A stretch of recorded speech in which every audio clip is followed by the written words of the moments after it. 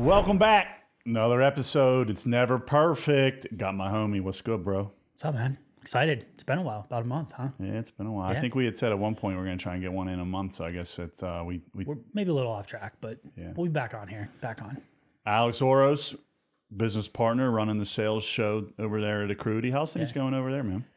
Busy, man. We had a great Q2. We hit all the sales goals we were looking for each month, which was awesome.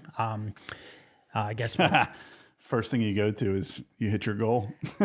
I mean, hey, that's part of what we got to do.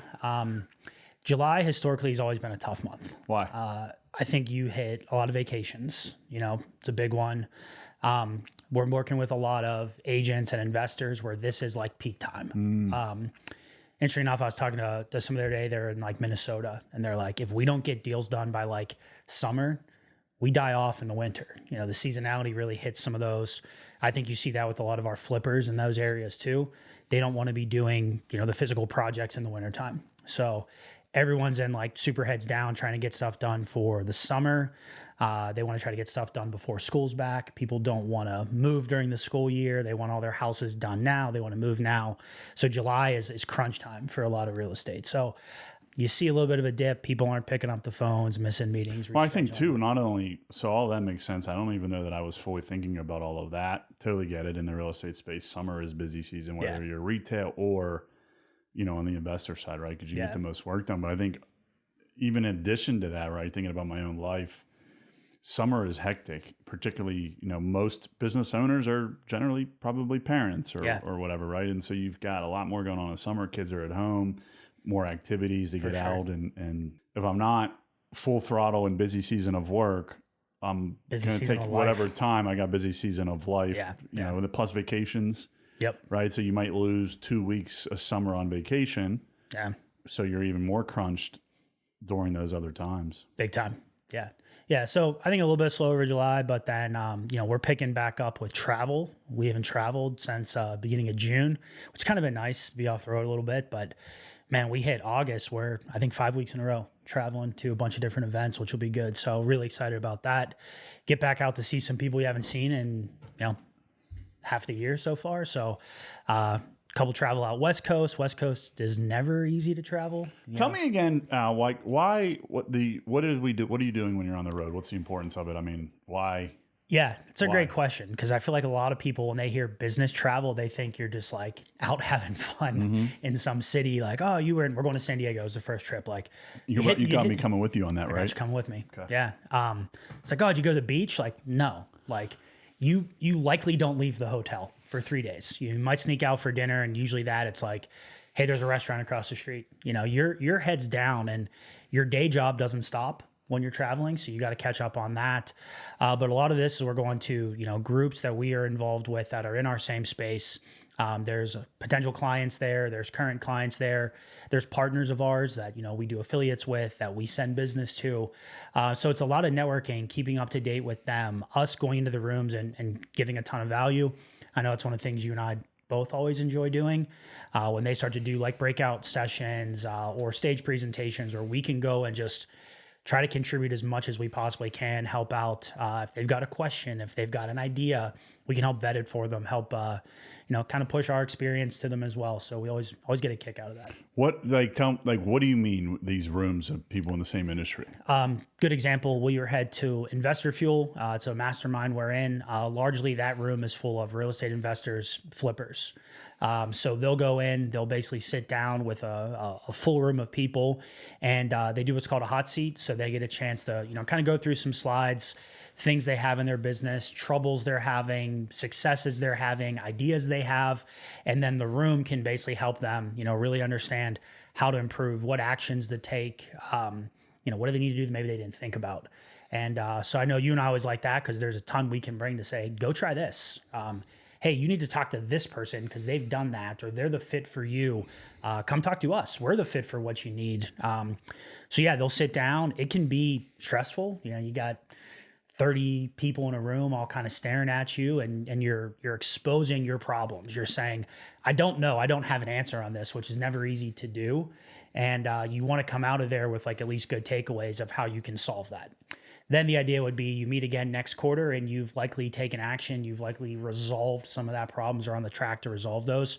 But then you probably have a new set of problems and the cycle kind of repeats. And so you get a ton of value from people in the room, likely people that have been there, done that, and help you overcome it. And then you want to do the same thing. You want to be able to go help someone that's in a position or have a challenge that you've overcome already within your business. So to elaborate on that a little bit from my point of view, because I was at one point a part of that, and generally speaking, still want to be and am a part of that, right? Which is why we go to masterminds, to events. It's to learn, to get educated, to solve our biggest, largest problems. And so context, to make sure everybody understands, us at Accruity, Alex and myself, when we're traveling to these events on behalf of Accruity, we're not necessarily there to solve the challenges inside of our business. You could argue that we are, right? A challenge inside of our business is, in any business, is you got to be able to sell and make more money. And so we're going to do that. Yeah. Right. But the purpose and intent of this mastermind, right? To your point, you said investor fuel. Mike Hambright, friend of ours, really good man, great dude. His team, Sook, and some of the other guys are Tom. Yeah, Tom, Sook, they're all great people. And so they've created a forum that allows real estate investors to get around other real estate investors to, on a daily basis or in these rooms, meet other people that maybe have larger business or even smaller business that they've already solved this challenge. Or, hey, we need to make the next big hire. Johnny, Pete, Billy, Bob, and Sandy, how have you all, you like those names?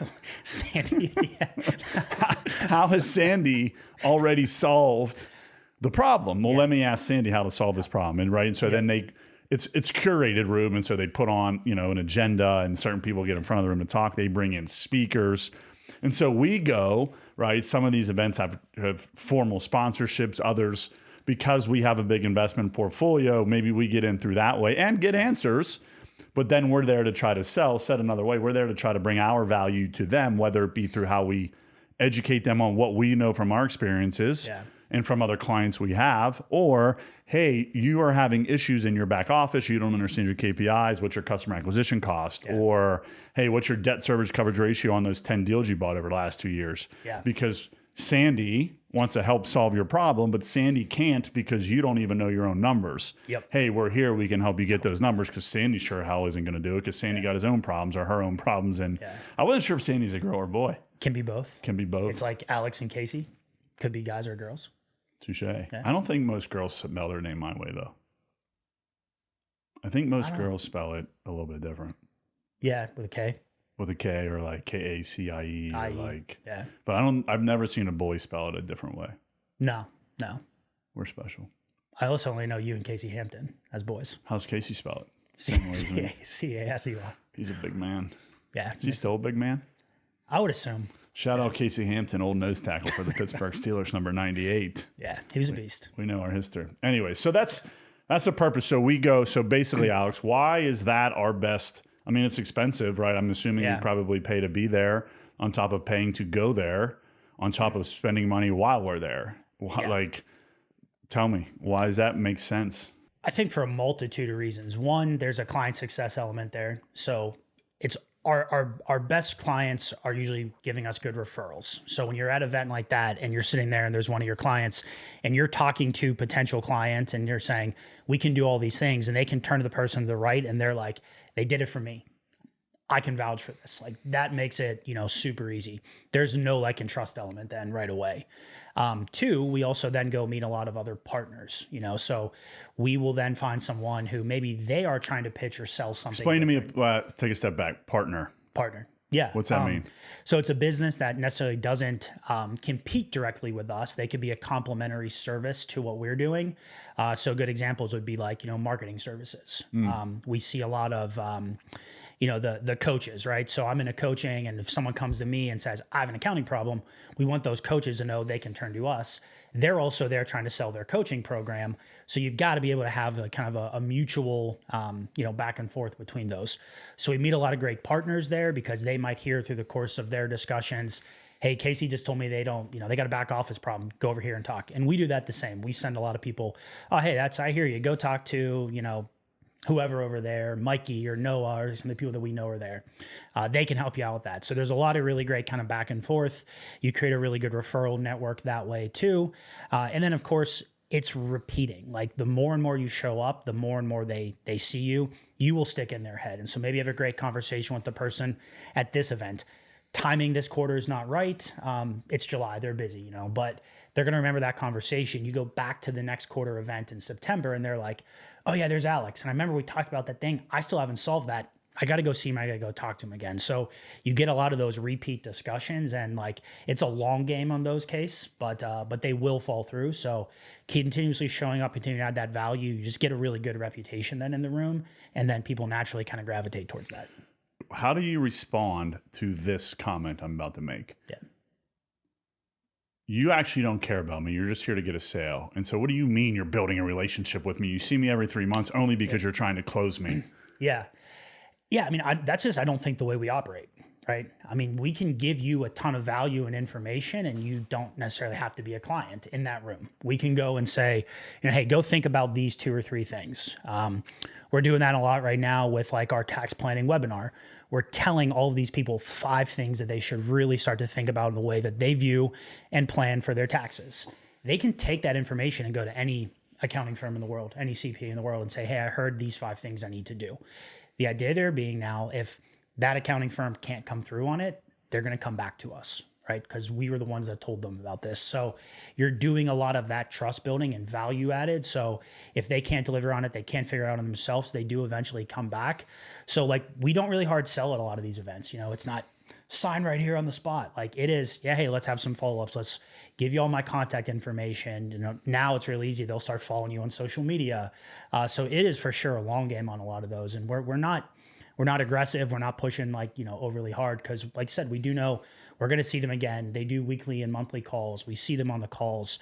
And so you really do want to create the relationship. We're not trying to, you know, burn a bridge by hard selling and pushing somebody into something. We know that, you know, tends to rub people the wrong way. Yeah. So. I think too, right? Like if you really take a step back and try to understand, like, yes, of course, I'm at this event to build relationships in order to close and sell the company that I work for. Of course, I'm not going to be here if I didn't work for this company and working on behalf of this company to build a relationship with you. Yeah. And yes, I am genuinely here to build a relationship with you that would never be real or existent if I didn't work for this company. Like, and you should probably kind of understand that. Yeah. And so then it's really like, yeah, but they're good people. And I like, yes, they're here to sell, but at the same time, they're building relationship with me. And sure, we're not going to go out on a Friday night and have a beer together in Pittsburgh or, you know, raise our kids in the same community and take them to the park and hang out on Tuesdays at 6:30. But, you know, when we're at these events, because look, at the end of the day, these people are coming back to continue to get value and have relationships and be able to have people that they know, like, and trust, can bounce sensitive things off of.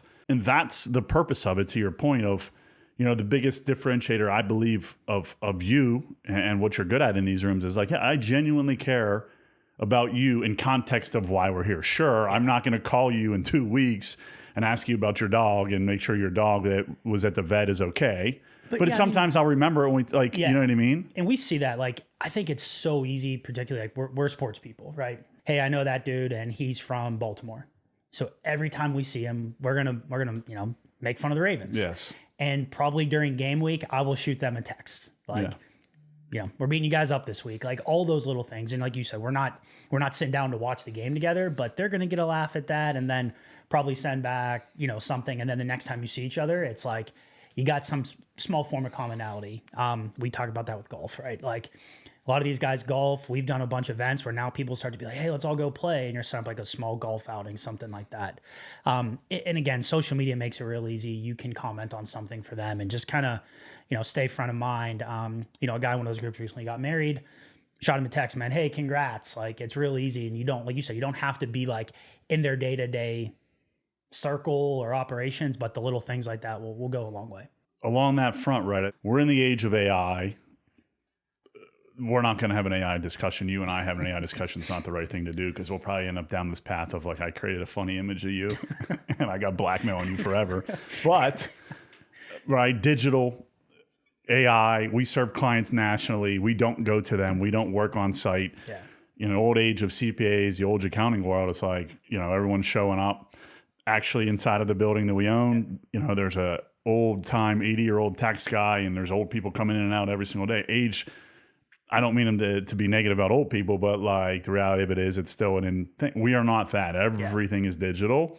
We're in the era of AI. And so the argument is, or the question, not the argument, the question that I have for you is like, are relationships, do they still matter? And like, to your point of going to these places and building the relationships and how, like, is it still even relevant other than going there to try to win clients? I think more than ever, like people will want that personal element. You know, you'll never get that with AI.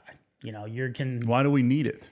It's community. It's people need that camaraderie. They want to be able to still talk to a person. I mean, we've all done that with like a customer service line where you're just stuck on some AI response. It's frustrating. And, you know, you can still throw all your information into chat or cloud ever and get some type of answer. But it's so much different when you are in that room and someone's like, I'm telling you, I just did this. I've been there. I will help you. You're connecting. Like you just don't get that with the AI. There's a blend. You got to do both, I think, still. Like, you know, there's so much value you can get from that, but people will want to go back to people. So that's how we naturally are built, right? That's why you get married, you have kids, you have friends, you do all stuff because people connection, right? You will never get that with AI. It can give you great information, but people are still going to want community. I think if anything, it really pushes more that like, if you can create a good relationship, it's going to help your business more than, hey, come work recruiting. All we're going to do is put your stuff through AI and we're not going to really talk to you and we don't really want to have a relationship because people can do that on their own. You know, they want the connection that you have. Where do you see it going? So we're painting a picture 5 years, as far as this exact topic, not million robots like Elon says walking around. Yeah. That's not my point. But in context of this exact conversation, where do you see it going? Where do we see the communities? Like, where do you see the importance of these events and the relationships that you're building and attending these as it relates to Accruity, as it relates to your role, as it relates to building business in general, and you know, the relationships and the importance of them and building those. Yeah. And as the world changes, because we all know it's completely changing rapidly, is faster than ever. And if you're listening to me or any of this, like, and you don't believe that, you're out of your mind. I don't know where it's going, but it is going somewhere very different than where it is today. Where do you see the context of the relationships and these masterminds and you and Accruity and the idea that like, hey, business is generated in person? In person, yeah. I think if anything, people are going to want more of that personal touch, because they're going to want to get away from the laptop for a little while. They're going to want to get off the Zoom call. Like, they want to be back in person, you know? Couldn't I just use the bot and then go to the local YMCA and hang out with people there? Yeah, I guess you can. I think you want to be people that are similar to you. You know, that's why those masterminds tend to be really successful, because everyone there is kind of in the same mindset.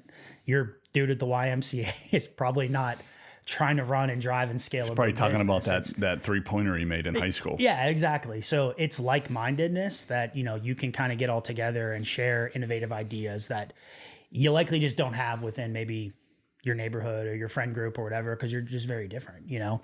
And I think there's another element too on the AI stuff. Like, we are in real estate, like, it's still very physical, you know, like, it's why a lot of like the flippers, you know, like, they're all getting together because AI can't flip that house. It can't get in there and renovate that bathroom. You know, maybe it can give you an idea on how to design it, but like, you got to go do the work. So there's the commonality that they have of like, man, I was in there, and, you know, I don't want to get too into the technical side because I don't know that part. You don't want me renovating anything, but it's like they're create a really cool looking toilet, bidet. You know, but they're in the trenches of doing that work together. Are you a fan of bidets? I don't know. I've never used one. Are you? You've never been to Europe? Yeah, but I don't think I use one. Mm-hmm. I don't know. Yeah, bidets are nice. All right. You should get one. I think we had one for a little bit. You never used And it? a matter of fact, from funny story, when we were renovating the office upstairs and doing everything, we bought a toilet that had a legitimate premium high-end toilet. I think it was close to $1,000.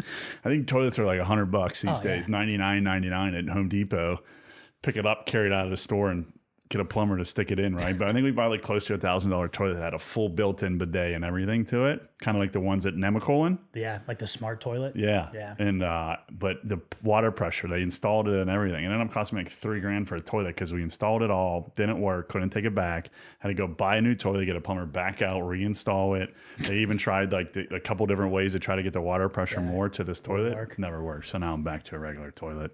That's probably the right way to do it. No, I mean, stick to what you know. I mean, having a bidet in your office would be quite unnecessary. It's about relationships. I need to have a clean butt when I'm. Would it make you more productive? No. All right. But I wanted the Nemacolin. Shout out Nemacolin, my friend Taylor, her whole family, Hardy World. Yeah. Crudy client. Crudy client. Yeah. But Nemacolin's one of the greatest places on earth. For sure. Yeah. Yeah. I love it. And it's great that it's drivable for us. Yeah. So where do you see maybe over the next 12 months your travel schedule, these rooms, or how do you decide what a good room is and what a bad room is? Yeah, we've done a few that just haven't worked out. Why? You know, like what are some of the factors that matter the most? One, they need bought in. You know, we've done a few where like they're still kind of getting their grasp together on like what the culture of the room is. Typically ones that have been around for a while, maybe a little more established, like they've already got this pre-built culture. So we can pick up right away, like, do we fit into this room? Or is this going to be like our kind of vibe, our kind of people? And so I definitely look for that as well. We want to look at what the avatar is. You know, a lot of our clients are agents, a lot are investors, the flippers, the wholesalers. We've gone to a couple other groups where maybe that wasn't like the true core avatar there. There maybe was a real estate component, but it was more maybe like marketing and coaching. And that probably wasn't the best fit for us. We can't service that type of market as good as we can, you know, the other side there. So we really got to look at like who is in the room. And then we also got to look at the content of which they're presenting and what they're pushing. If they're pushing a lot of like true innovative services, if they're pushing a lot of like sharing and the groupthink ideas, like all that fits really well with what we're looking for. And then of course, you know, we've got to always monitor budgets on it. You know, you can join a lot of these groups and the more and more you do, the more and more cost it has. So if we can keep ones that are somewhat close, you know, we've done a couple that are in like Ohio and DC, that helps us contain travel costs. When we got to go West Coast a lot, like it's just higher travel costs. So you got to weigh all those in as well. Yeah, I think that's so true, both for us and for really anyone going to any of these rooms. Do you fit in? Can you get the value? Can you create the relationships that are there? How are they? What's the culture like? Yep. Then how are they leaning in? I think for us, that's a really big one. Yeah. You know what I mean? Like, do they believe in the services that we're bringing in? Do they believe that their group of paying customers is in need of this value, right? Because at the end of the day, it's all of it should be about value proposition, right? Whatever that value creation is, to me, value creation comes in a lot of different forms, whether that be, you know, education on what they should be thinking about, whether that be actual services, right? Whether that be having a friend, someone you can call on, right? Like value comes in so many different ways. And how can you create a shared proposition of value leverage, right? Said another way, you know, the call a spade, talking about investor fuel, right, is a perfect example. How do we create a way that we can bring enough value to that mastermind that they want us there, right? The people to run it for their paying customers. And of course, we become that paying customer because we're also joining it, and then vice versa. How do we get enough value in total out of the room? Yeah. And so an additional way that we could bring a ton of value to certain rooms, such as investor fuel, is, well, listen, you know, there's nobody in this room that has a bigger real estate. Like if it's a real estate investment room, and you know the goal is for the people in the room to build a bigger real estate investment portfolio, we can come in. Not only can we bring great services and opportunity and value, but we can also bring a human into this room that has a bigger portfolio than anybody in here. And I could imagine the reason you're in here is to get value from people doing something that you're doing, right? And so to your point, you know, the August trip, I had said at the beginning of this podcast, like, yeah, you got me coming to this one with you, right? Yeah. And the purpose of it, and you've told me this, was we can get you into, they have sizes of rooms, right? Depending on how big the clients of the mastermind are, right? And so the platinum room is the largest real estate businesses. Yeah, they go into one specific room inside of the, like, you know, say there's 150 people at a mastermind, right? Half the days might be broken out into smaller rooms where you have 20 businesses, and all 20 of them present to the other 19 in a rotating form, and the other 19 add value to the one, right, in their problems. And so you had said to me, get you in the platinum room just sitting there all day helping these people solve their problems. Drive value to the mastermind. So like that's something else we bring, which means, hey, you might want us in your room more. Yeah. The purpose of for us is, Casey, you come out, you do all that. Now these people understand that we know what the heck we're talking about. And if they have a problem we can solve, they're probably way more likely to want to use our accounting services to solve their problem. For sure. Yep. Right. So I think, that's starting to think about how these things work, how the trade-off goes, maybe what's something that's maybe a little bit different or outside of the realm that you've learned about these rooms. Cause I know you weren't a part of this a long time. I have been for a little bit longer. Yeah. I mean, it's a whole different ecosystem, a whole different world, literally. Yeah. And obviously we've learned a lot over the last several years, but maybe something that's a little bit different, right? Because I think this is one of the large, I think I could talk about this forever, because as an entrepreneur, this is one of the biggest things you've got to do it, but it can also be a huge waste and a drain. And, I've told stories on this podcast in the past of I've had to take a step back because it was messing with my, mental fatigue and how I think about business and my frustrations, because man, you can get around the wrong people very quickly, or you can get in the wrong room where you can be spending all kinds of money to be in all of these rooms. And what is the real value that you're getting? And I have conversations all the time with people like, I'm in 3 groups now and spending all this money. I'm not sure the value I'm getting. My business is falling apart. So, what is what is something maybe different in how we could think about it and how you can maybe evaluate the right rooms to be in? Yeah. And I mean, I think for us, where I see that portion is when it starts to evolve from sales oriented to more client success oriented, where we've been there, know, like, and trust is there. And now we don't have to go there. Expand is a great example. We've got a ton of clients in there, and we can go and we can network with the clients and we can really help them. So from my perspective on that, it's, if you're in the right room, you're maturing with what you're able to do there, and you're not just there selling, you're there truly at that point, checking up on your clients, making things. And by default, that's going to pull more people in. Probably to answer your question there, if you're the new person in that group, how do you evolve it? How do you evaluate that? I think one, you got to establish, are you really making true connections? And I think the biggest thing we see where people fail at these is they don't do what they say they're going to do. They go in, they do their hot seat. Someone gives them all this information. It's I got to go do those 3 things. And if you're back there again the next quarter and you haven't done those 3 things, you should probably really evaluate why you're there. Yeah, intentionality. Yeah, for sure. And if you continuously get in that cycle of, I'm not doing the things that I said I was going to do, come out of there, you're probably wasting your money. You're probably wasting your time, and that room's not right for you. Yeah. Before we wrap up, I always like to end on a question you have for me, but to give you a second to think in case you do or you don't. That to me is everything. In my eyes, it's intentionality. Yeah. And you see that so often, right? I've met so many people. We've been in 12 rooms, right? 12 different masterminds, maybe more. Some of them paying as a sponsor, some of them paying as a member, some of them coming as guest speaker. Yeah. Right. Been in a lot of rooms. I think the reality of it is there's different cultures there that matter a ton, and and how the culture is pushing people.